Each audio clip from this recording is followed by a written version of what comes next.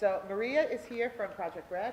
Many of you know that our community is a very big Project BREAD community. In the summer, every single one of the parks, most of the housing authorities, some of the schools, and when we had families in the motels, at the motels as well, was providing Project BREAD lunches Monday through Friday for every kid. There was a time when we were providing, I think, like 3,000 lunches over the course of a day because there were so many kids in our areas that qualify for that. So Project BREAD has been a big help for us in our community, and now they have a new exciting program they're going to tell us about. Thanks So so take it much away, for Maria. having me. I really appreciate being able to get some time on your meeting.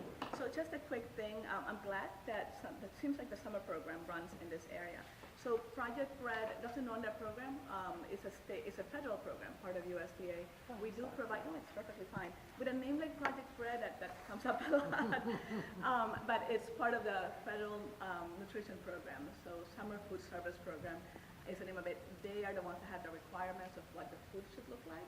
And we are certainly working on trying to improve what that food should look like so it's actually healthier or more nutritionally dense for children. But it's an established federal program. Our job is to promote it because there are a number of children who get free and reduced school meals during the school year. Come summertime, if I remember correctly, something like only 26% of them who are low and reduced meal eligible participate in the summer program. So part of our work is trying to get the word out there, working with vendors, working with different programs, whether it's churches or parks and recreation, so that more of those kids that get those meals during the school year can get them during the summer. But beyond that, you might have heard of the Walk for Hunger. Does that sound familiar to some of you? So that's our main event, and that program raises a certain amount of money, a few $1 million. All of that funding goes out again to different food programs across the state, whether it's a food bank or Catholic Charities or Salvation Army or a health center, and a number of other programs, small and large in between, get some kind of funding from Project BREAD. So we don't actually give out any food, which is weird, and again, with a name like Project BREAD. But what we do, we are a funder of community meal programs, and we do a lot of research. We partner with academic institutions to look at the issues of hunger, what causes hunger, what can be some of the ways of addressing it, because it differs greatly between hunger for seniors or immigrants or working families or working poor, or what we're seeing now is an increase of formerly middle-class families that may have lost their job or a number of other things, and all of a sudden they need to look for help, and they don't even know where to start because that's not something that they're familiar with.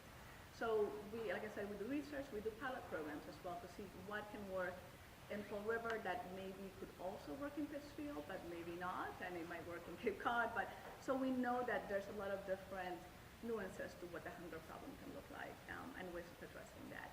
So today, this morning, I'm here to talk about a program that is, it's also not Project BREAD, it's DTA, it's the Department of Transitional Assistance.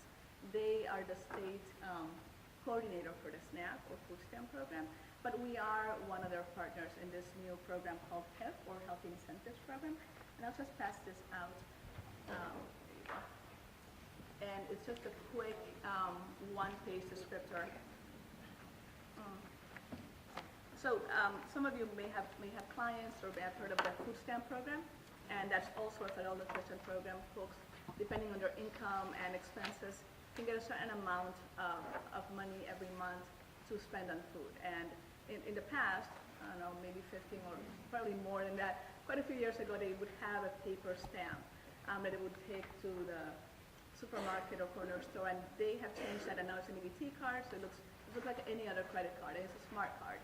So if I go to a supermarket and I buy paper towels and plates and washing detergent and food, it will only pay for the food. So eligible items that are covered under SNAP, it will not pay for other things. So that's specifically how that EBT card works. But part of what SNAP is supposed to do is make sure that families that are low income are getting nutritious meals, food that is healthy for them. And we do a lot of work around that as well. So Project BREAD has a number of programs working with health centers, trying to make that connection for folks between the diet that they have and what their health looks like, or what it could be if they were eating better. So SNAP itself is very much concerned with what are those families able to buy? Are they getting the nutrition that they need to be able to be, productive and fully functioning members of society? So this program, HIP, Healthy Incentives Program, is really based on a pilot that DTA did back in 2011. What they did was providing incentive. It was very small at that point, 30 cents on the dollar, and it was only in Hampden County. What they did was take however many SNAP families were living in that area, and some of them, not all of them, were eligible for this incentive. So every time they spent $1 on fresh fruits and vegetables, they would earn 30 cents back onto their SNAP card. And that proved to be a very successful pilot. What they saw was that, I want to make sure I gave this number correctly, SNAP families who were participating in the incentive had an increase of 26% of purchase and consumption of fruits and vegetables. So that's statistically significant, and that showed some behavior change. Yeah, it was only 30 cents that they were getting. And then they did a number of focus groups to talk to people about what their experience was like, how did they understand the program, et cetera, et cetera. And part of that is what's building up now to this program.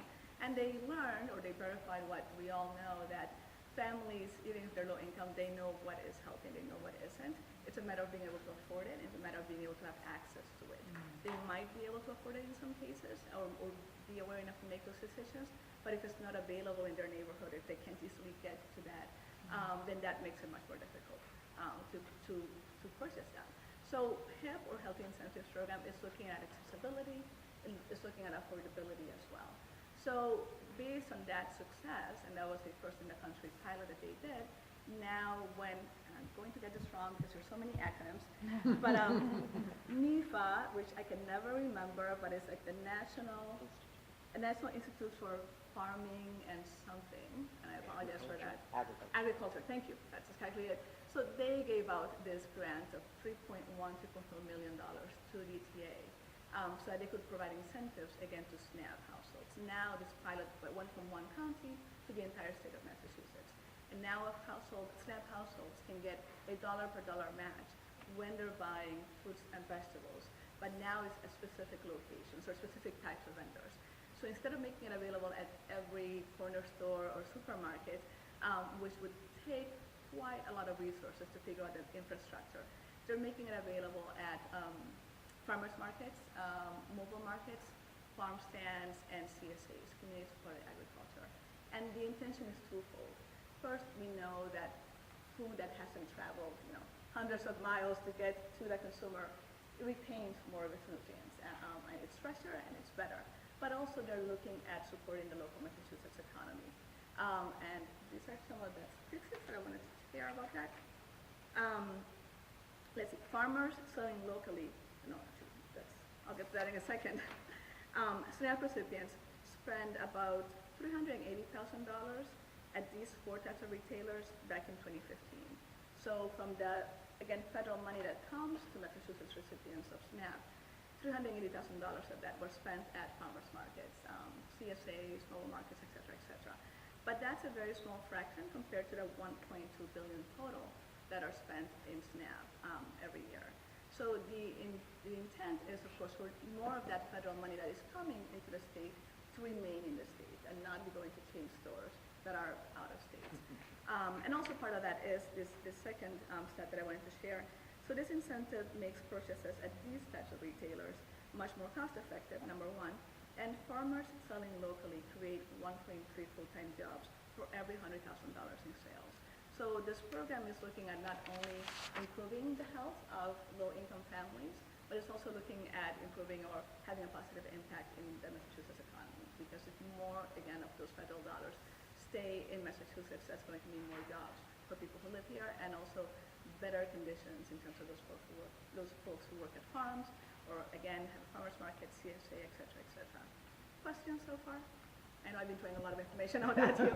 Go ahead. Well, this is very exciting to me. I have a colleague who is a federal employee and is also a CSA member, so she gets a variety of things every week in the mail, and she loves it.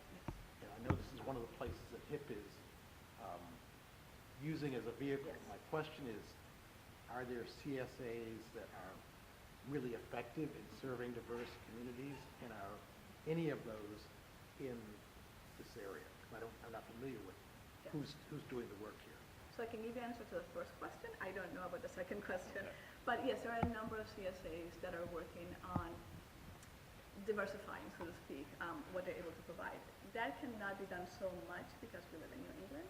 So there are a number of, there's some products that can be grown here depending on the facilities of that farmer. Sorry, I was actually asking a different question. Oh, I'm sorry. Not about diversifying the foods, but about serving diverse populations. I see. Being more culturally competent, because often CSAs are targeted to a relatively They're expensive. more Yes. expensive Yes. population. Clientele. And Yeah. most of you or all of you know what a CSA is, right, and how it works? Great. So usually I explain like as a fruit of the month club type of thing.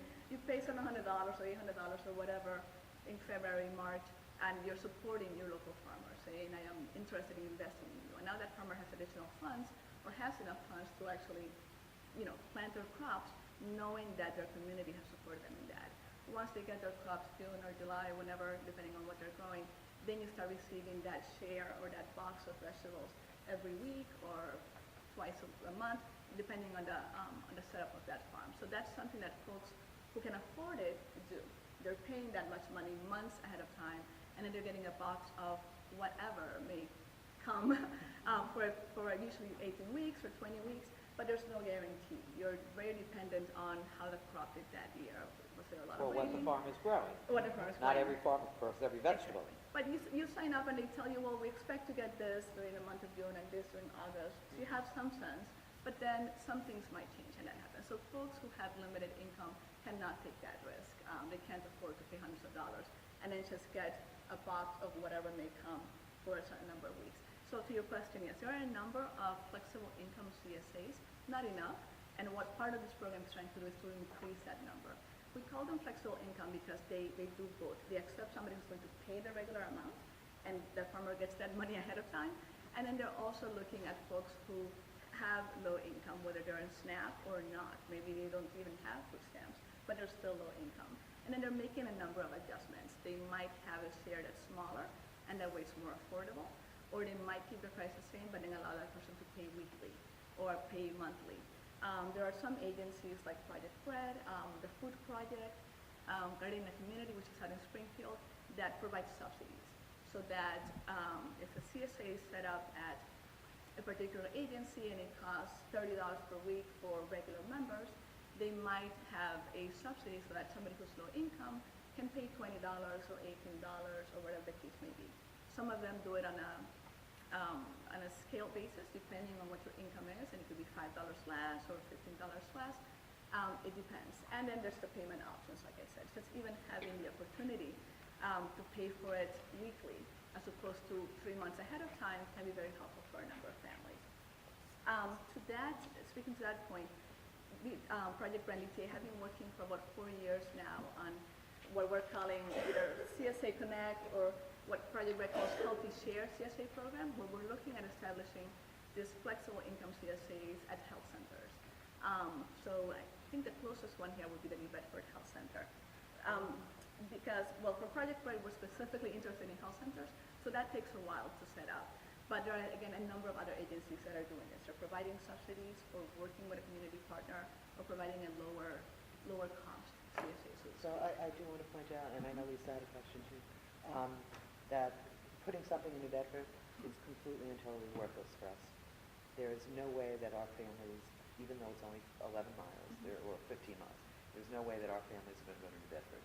So giving that as an option for us, you might as well not give us any option. Well, the other option would be, and it wouldn't happen this year, it depends on how much of a go-getter folks are, but we are establishing these with local health centers. If there is a local health center in this area, then we can start those conversations, and then we can see. Here are the Health First people, Okay. and WIC is housed there. Great. And we also have a pharmacy that has freezers for frozen fruits and vegetables right at that health center. My question is this, it's an incentive for SNAP recipients who purchase locally grown produce at either farm stands or through CSAs. Farm stands, farmers markets, and rural markets, and CSA. So It's not retail stores, it's not the supermarkets, it's not corner stores. it's not. So how will this work for our local farmers markets as far as SNAP benefits go, if our farmers aren't electronically savvy with accepting SNAP? So DTA is doing a number of things to be able to get some of those farmers who are not accepting SNAP. So they are working with them to get their point of service machine or EBT machine up to speed so they can accept SNAP, and then you can also accept HIP. So there are some farmers that at this point can accept SNAP. I can go and swipe my card, and I can pay with using SNAP, but that doesn't mean that it's HIP eligible in the sense that it will communicate I'm just to bring thinking that. because our area, and unless something changes this summer, we've only had maybe one market that had a POS device. And at that point, you could use your EBT card and get coin, a wooden coin to use at the farmer's market. That was the only way that the transfer of those benefits into farmer's market. So I don't know how that's going to play out for the Fall River area with our 2, maybe 3 farmers markets that we have.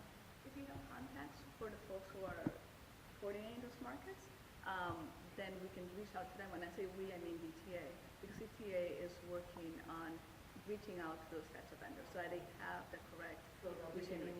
Yes. Market masters and. Yes. And I didn't bring this in a PowerPoint because there was so much to show that, but this, you can't see this map. I can pass it around.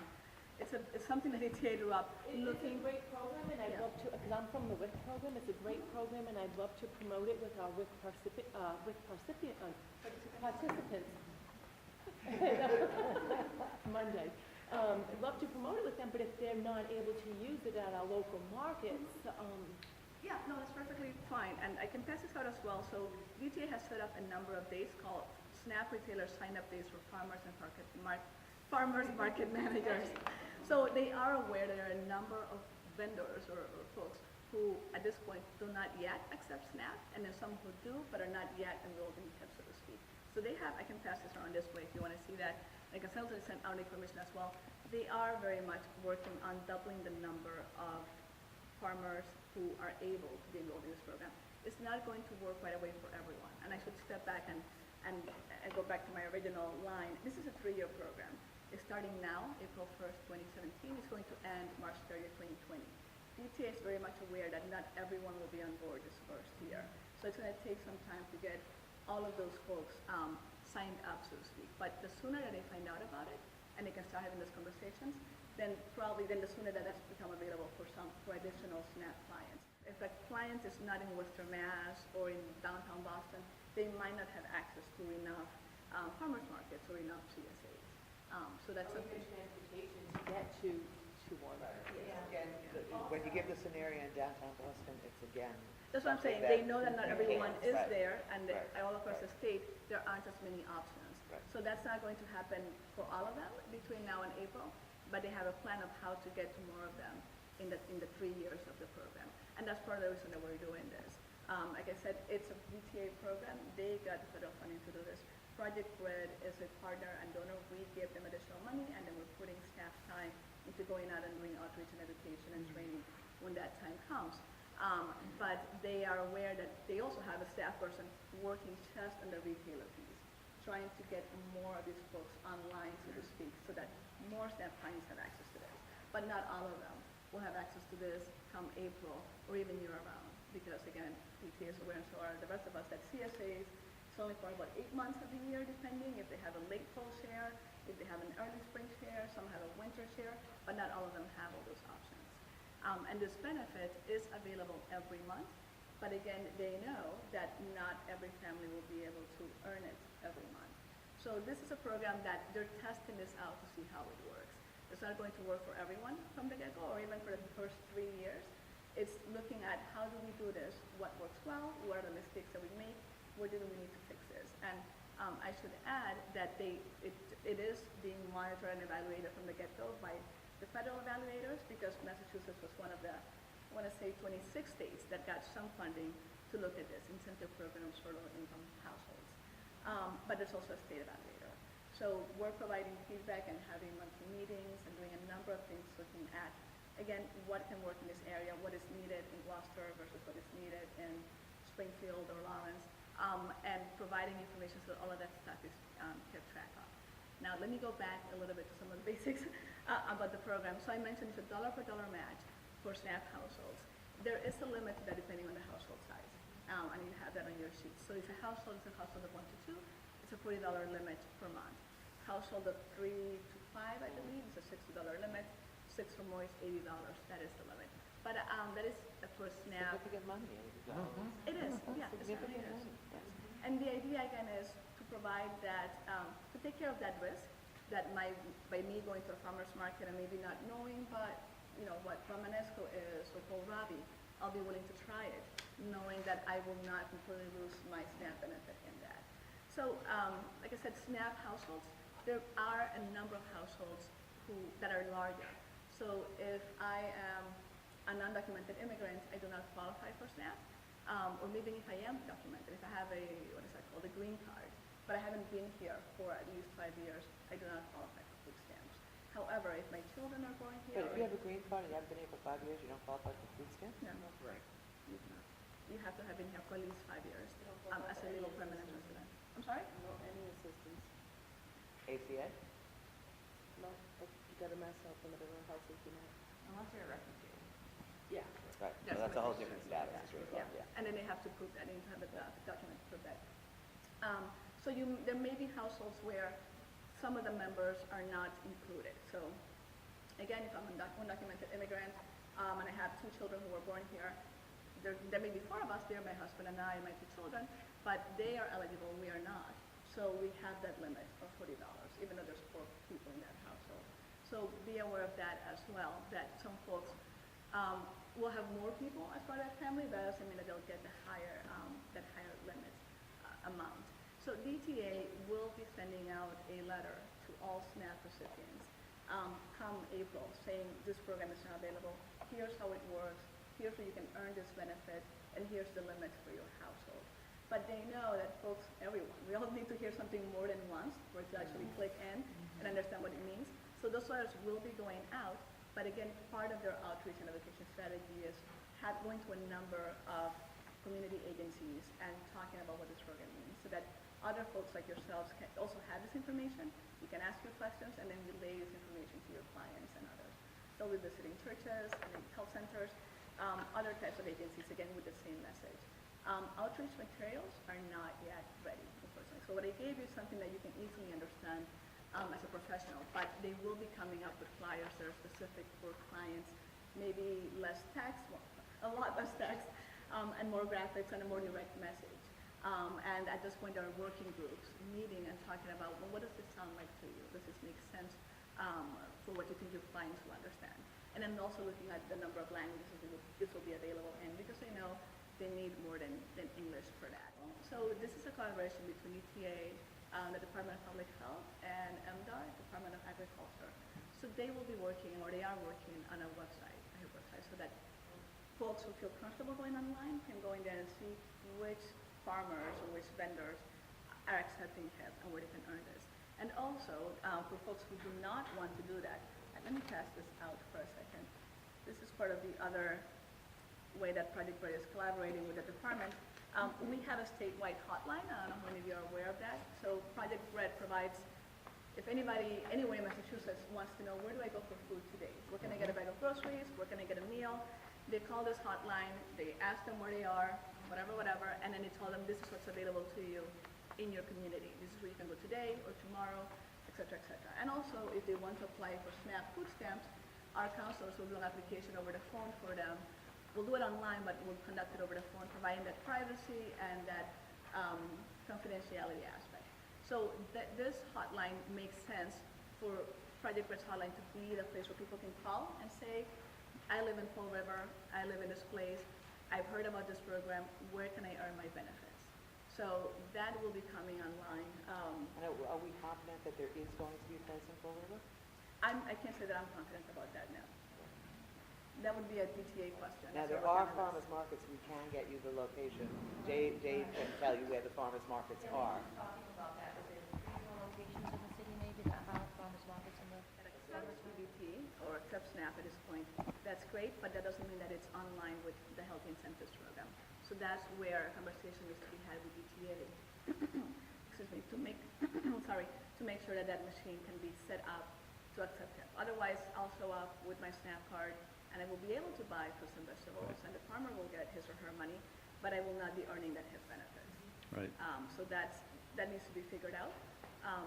But PTA would be the folks to do that, and that's part of what that sheet I sent out has the days where they're going to be to have that conversation with folks. So having the blue dot in front of it indicates that there is a farmer's market that will be in?